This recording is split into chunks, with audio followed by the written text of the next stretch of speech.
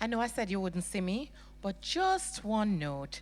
So we'll be having concurrent sessions at this time. The main conference room here will have the session, as I alluded before, with Miss Nicola Satchel.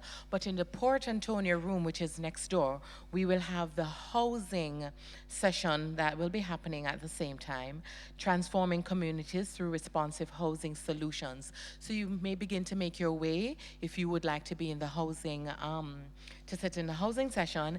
And in this main session, we'll invite, at this time, Miss Nicola Satchel, to the podium while the moderator, Mrs.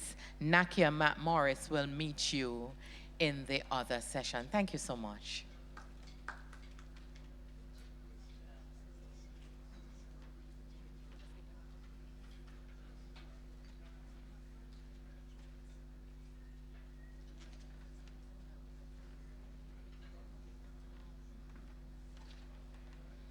Ladies, it's now you must move, you know. So if you'd like to go to the housing session, it is at this time that we invite you to go to the Port Antonio room, which is next door, so that they can get their session on the way. And if it is that you're staying in the governance session, you will be here. Thank you.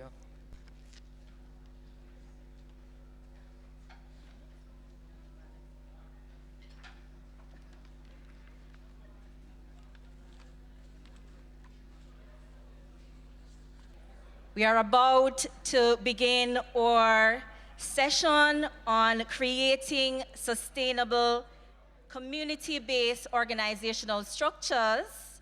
I invite us to settle down for our very interesting panel discussion and presentations.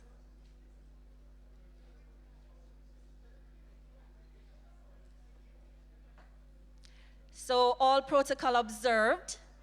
I must first apologize for Dr. Lloyd Waller, who is unavoidably absent this morning. But I'm very happy to be with you to moderate this session on a topic that is very close to my heart. As was mentioned in the discussions, the issue of community structures are important if it is that we're going to have sustainable communities, if it is that we're going to effectively treat with the crime problem that we're having. So I invite Mr. Trevor Spence, Mr. David Allen, and Mrs. Winsome Hedson Reed to join me on the podium.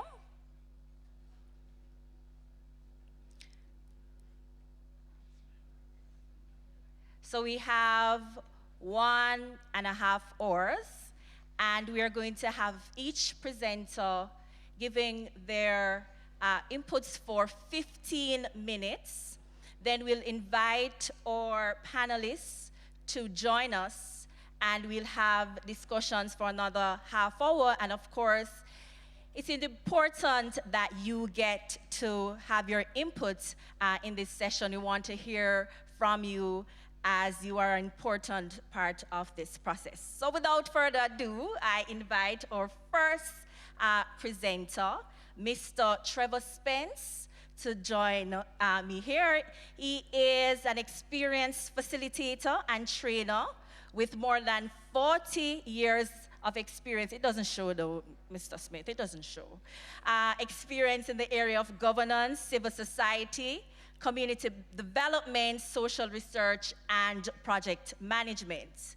He brings to us this morning extensive knowledge and experience in community development, both at the local and international levels. Help me welcome Mr. Trevor Spence.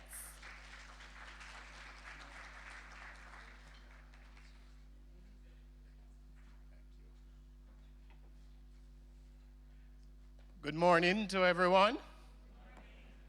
Yeah, I normally think that since I work 7 days a week at 18 hours a day, that I have more like 120 years of experience. and in this role. Um, come from an organization and a love for cricket, so I don't mind being open batsman. But actually, my mentor, Father Hugh Sherlock, opened the innings with the national anthem. And when I'm talking about Trench Town, we can also talk about the national anthem of Jamaica and Boys Town. So, the idea of best practice is, and Trench Town as a case study in the SDC community organization model. Let me make sure that I want to just center around a national context, policies and agencies, projects that influence the local governance. Since we're dealing, what is the mandate of SDC? Talk a bit about the Trench Town model itself, the challenges, the community assets, the legal body, the planning, and then a bit of summary. I don't want to spend a lot of time on that, but today we've been talking about coordination. When I started this work, there may be one agency that had the work of community development. Now there are several, and there are several policies. And these are just some. In fact, they're listed to be almost, at this stage, some 52 policies that influence local governance. And agencies, there are a number, whether it is directly in the social and the environmental area. So, if we're talking about integrated community development, we're talking about the local government reform, and more recently, I don't hear a lot of word about local government reform any longer. We're talking about community renewal program. We're talking about these as major projects that impact at the local level. The local level is project driven.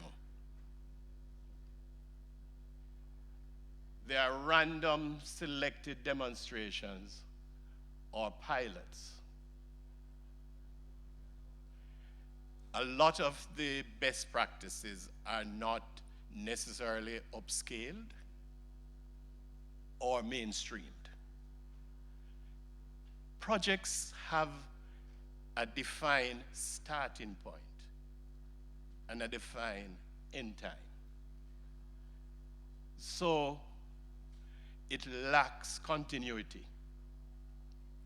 It often leads to a feeling of frustration and hopelessness. I remember doing some focus groups for a community, for agency. And their position was they need to hot up the place because all the agencies come running when the place is hot. And then when things calm down, they don't get any attention. So they deliberately hot up the place again so that they can get the attention. And that's a reality. So agency focus of silo planning, there of lax coordination, that I'm going to switch shortly to the Trench Town model where we could have 5 different agencies calling us and say, can you prepare for a site visit in the community? And some want it the same day, at the same time. Decision making is not inclusive. I coined a word some years back where I was part of the local governance reform process that talk about, so I talk about ombudsman, I'm going to use a cricket image. It's not like cricket. What do I mean like that? If there are 11 batsmen on the team, there are really only 2 come to bat at the same time. Our work is so fragmented that it's like 11 batsmen going to the same wicket to bat at the same time. And that's really the lack of coordination that we are faced. So, having set that context, how do we, and what has happened, and let me first address what I call the SDC model, and in fact, go to what has been the model, which I like calling the building block approach. Because it starts at the community-based organizations and a cluster of community-based organizations in a specific geographical area. Actually, a layer before the CDC forms the districts. So you have a district development committee, and each community can be broken down into several districts. Then there's a CDC level. Then there's the development area level, which is a cluster of CDCs within that area. And then there's a parish development committee, which is all the development areas, the CDCs forming that. And there's in fact a layer above it, which is the PPDC, which is the parish, the National Association of Parish Development Committees, right? One of the studies that looked at this indicated that maybe the building block approach won't happen in our lifetime. The second study that looked at this indicate resources, that in a true local government reform process, there should be at least 5% of national income being spent at the local level. That doesn't happen. And the third thing I want to say about this is the mandate of the SDC. If there are several persons with a mandate at the local level, what supersedes the other? And do we need to professionalize, if it's not professionalized, the SDC, rather than putting resources into several pockets at the community level? So that is the approach we had to look at when we talk about the Trenchtown CDC. So I talk about the districts. There are, in fact, 5 districts, depending on who you talk with, in Trenchtown. So there is Wilton Garden, which a lot of us call Rima. But Rima is not an official name, and even in our official documents, we have called it Rima. Rima is actually the construction company that built Wilton Garden, right? And we took off the label of the big construction company vehicles and called Wilton Gardens Rima. And the other side of Wilton Gardens is, right, on the other side of Wilton Gardens is Federal Gardens, then there's Rosetown, then there's Arnett Gardens, and there is Greenwich Linders. The Trenchtown model talk about the three-legged stool, the CDC itself, the development trust, and the development company. This would be the professionals. This would be who owns the lands, right? We borrow from the championship side, which is the Boys Town model, which was developed from a project that talk about the value system, partnership, and local capital. Now, Trenchtown, the challenges, we talk about the multi-agency, we talk about the thing. One want to identify that maybe Trenchtown allowed to survive because it's in the middle of Highly, although itself is made up of different political pieces. But there's a major disconnect between the external and the internal. And there's a lot of self-interest. We do have extensive community asset. There's Boys Town, there's a Trenchtown, there's Ambassador Theatre, there's a heritage building, there's a heart, there's a reading lab. What did Trenchtown do? It made sure that it had a legal entity. It developed a vision, mission, and a motto. It developed an organization. It developed general approaches to community development, and it made sure it's documented and it has an organization structure that is inclusive, right? And this is the promoting a sustainable community heritage is one of the important aspects. Trenchtown have a lot going for it. So, to summarize,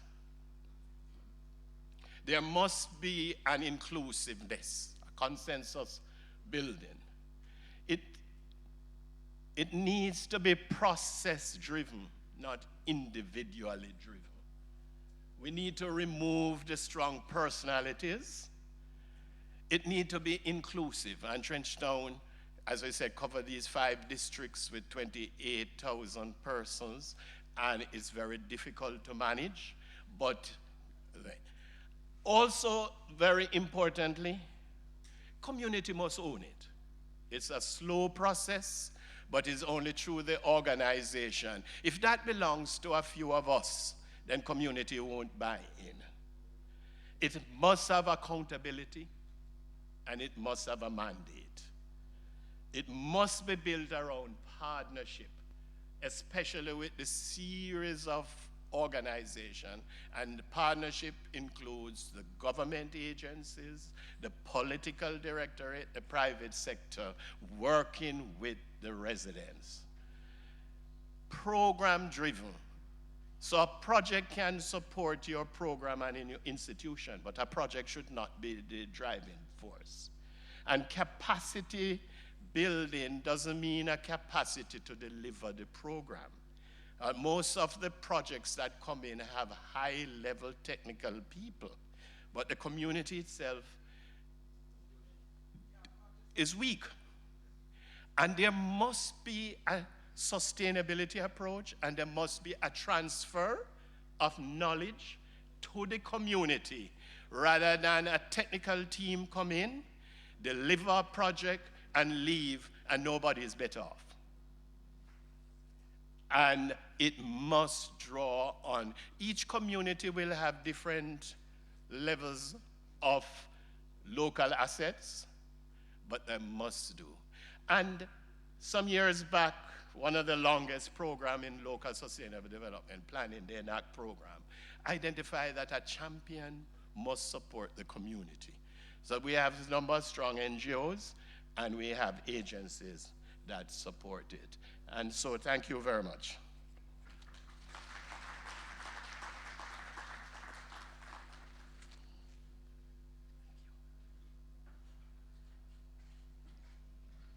Thank you, Mr. Spence. We will now have Mr. David Allen coming with the Fletcher's Land model, building a sustainable community model for development. Mr. Allen is the chairman of the Fletcher's Land Community Development Committee, Benevolent Society. He is a development practitioner and advocate. Mr. David Allen.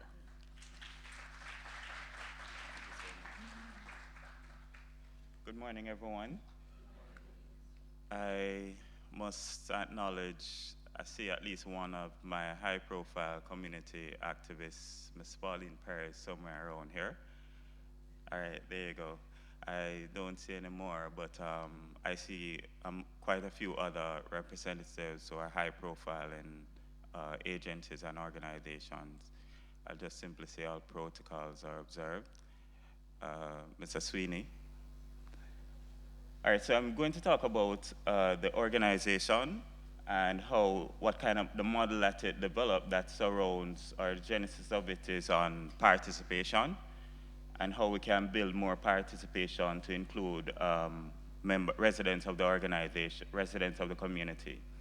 So this is an overview of what the community looks like. It's some 5,500 people that is there, and with 62% educated. Using SDC's definition of that is being able to function, I think, and unemployed some 37.1%, which means that there's a need for greater effort towards development. So the Benevolent Society is a registered organization under the Friendly Society Act of Parliament, 1966. And it says that we must act on behalf of the community-based organizations and residents, and the focus must be on social, economic, and cultural development. It's a voluntary organization, which makes the social development, the economic development, and the cultural development much harder than how the government has some amount of resource and has difficulty with that as well. So in the registration process, we had like the Police Youth Club that started in 1972, and in 74 it was Fletchers United Youth Club in 72, and then became the Fletchers Police Youth Club in 74, and is the longest active police youth club currently. So when we registered in 2005, we saw them. There's a parenting association that was just before us as well, probably 2-year-old. There's a senior citizen that was there from 85 that was founded out of the Police Youth Club as well. And the Sports and Culture Committee shortly afterwards. Usually what happens when a benevolent society is formed, and it's required to act on behalf of community-based organizations and residents. What happens is these organizations are not directly registered and a part of the benevolent society. You'll find it in another part of the community trying to struggle, and similar to the senior citizen and the police youth club, among other organizations. For us, what we did was engage them about how we can actually coordinate our efforts. And with that in mind, it means that the benevolent society must find a way how to absorb the liabilities of them operating. Almost everything you do towards development has some costs. And the question is, who absorbs the costs of the activity? So for us, we engage them, and we form this model wherein they operate at the center without paying the cost of operating there. So like the utilities, the maintenance of the place, and so forth, we take on all of that and allow them to operate like the Police Youth Club and Youth Development Initiative, and we try to find resources to support them with that initiative. What it means is that they have their own autonomy as well. All of them have their own executives that make decisions. But we try to unify our approach so that the decision is somehow connected to the broader framework. It also means that when the Police Youth Club or the sports group operates, it means the benevolent society has less work in that area. So we focus more on crime management issues, beautification, among other things. The youth activities, they're attached to any objective that we have. For example, I remember some years ago, JSF had some sanitary units that was built in some tenement yards across the community. And what we did was have a discussion with the youth club about them taking on the job of painting it. And all of that money was moved to the Police Youth Club. After each job, that money was moved to the Police Youth Club account to help with their activities. So we didn't ask a resident to take on that kind of thing. That is how we coordinate our efforts.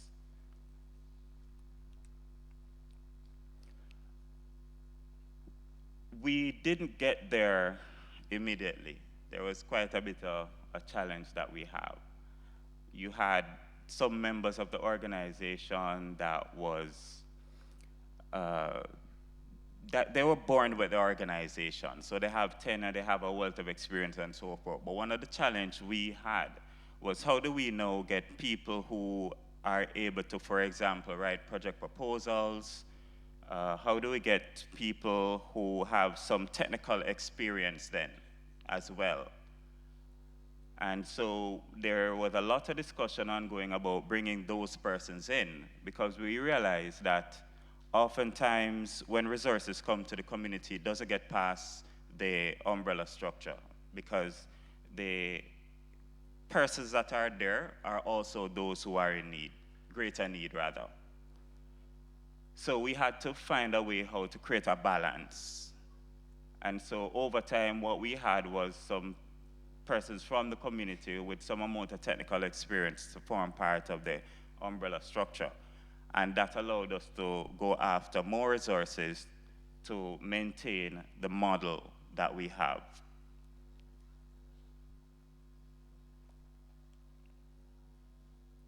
So the Benevolent Society, the challenges at the broadest level is twofold.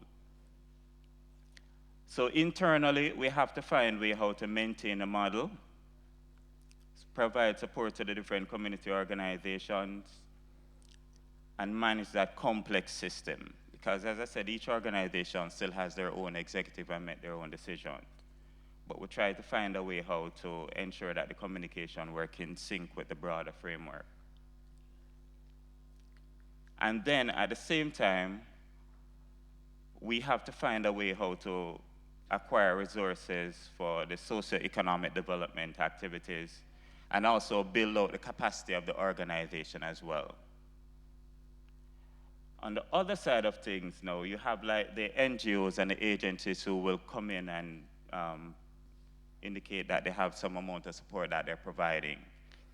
And we have to find a way how to ensure that when they come in to provide support, it doesn't increase our liabilities, because that's the biggest problem, you know. When oftentimes agencies come and they come with this magnificent and holistic kind of thing that they want to do, and what happens is that the community absorb the cost of doing it, which is not supposed. That's just shifting the issues from one area to the other area. And that's probably maybe some correlation as to why we spend so much money, but yet still our country is in the state that it's in. And then, yeah, so that is one of the biggest challenges we have. When agencies come or anybody comes, if even a resident from the community comes and say that they want to host a Christmas treat, there's cost involved in doing that. And the question is, who absorbs the cost? We already have a lot absorbing the organizations that are very critical to what we do. So they have to answer that question when they come in and want to do these activities. Providing a treat or all of these things are useful and everything, and we're not saying that it should not be done, but we have to answer, we have to be real about our development initiative and say, and answer the question as to who will absorb those liabilities. So this is how I think we can be much more useful. We need a Community Development Act, for example. And whilst the legal minds can work on how that will best work, understanding the other legal issues and challenges with other organization agencies and so forth. But if we have an act, for example, that allows partnered consultation on interventions. So what happens is an agency doesn't walk in and say, okay, these are my goals and objectives, and it has very little to do with what our goal and objectives are, or really what our primary issues are. So if there is an act that says that you're required to have a consultation before you even develop the proposal, then I think it's very useful. The other thing is accessibility to funds. For example, you'll have different agencies or different NGOs with funds related to, let's say, behavior modification, for example. It would be nice if it is one place, somehow. It is one place where NGOs can access as well as community organizations can access. That way, there isn't a problem with the NGOs having their own goal and objectives, but it's equity if the organizations are able to take actions for themselves on their goal and objectives as well. So it would be nice if the funds is one place. And also, it would be useful if everybody knows who is doing what kind of intervention. So if there could be a registration of the type of intervention or resources that an organization has that is one place, it's also useful to local community organizations like ours to know when we want to, for example, acquire a technical skill. Let's say that we want to work with the psychology group. We know who it is that has resources that does that kind of work, and it's very easy to put your hand on. Okay, and this one here is significant. If an agency comes in or NGO comes in, they don't take people with technical skills that already exist in the community. You use those skills, for example. If you want a simple example could be if you are doing a after-school program that focuses on math and English, there's a whole heap of teacher in the communities. You don't need to bring people in to come do all of that. Hire the people internally. It allows the resources to spend internal to the community.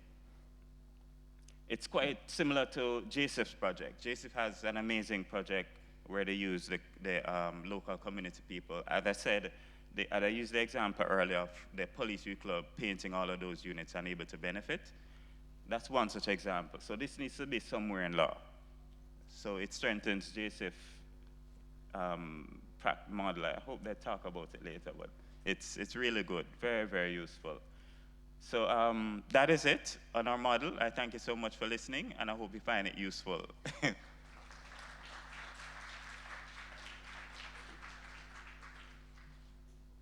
Thank you, Mr. Allen. And in fact, that really moves nicely into our next presentation, Empowering Communities Through Community-Based Contracting. And that will be done by Mrs. Hudson Reed, who is a gender specialist and training professional. She is the community-based contracting and training coordinator at the Jamaica Social Investment